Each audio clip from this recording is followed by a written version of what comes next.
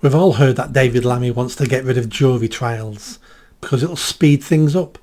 We'll just get a judge making a decision. And who appoints judges? Politicians. Who writes the rules for judges? Politicians.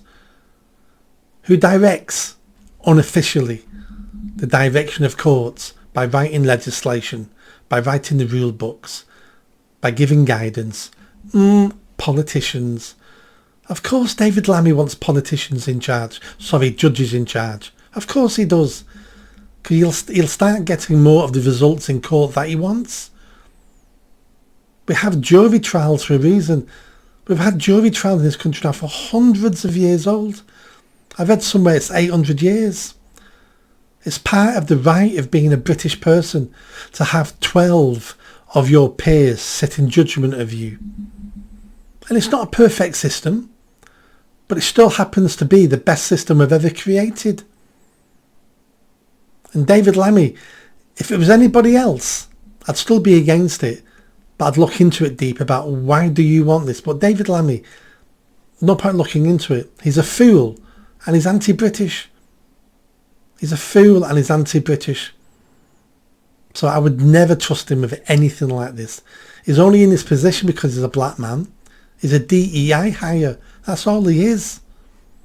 Because you can't base it on his reputation. You can't base it on his experience and what he's achieved. He achieved nothing.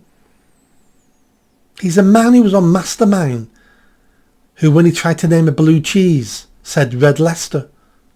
Red Leicester, a blue cheese. When he was asked who came after Henry VII, he said Henry VI. He counted down in his head. That's the level of the man. But this is a good example why we need jury trials. Because this former Royal Marine in court for hate crime, hate crime, all that bollocks, and a jury acquitted him in 17 minutes.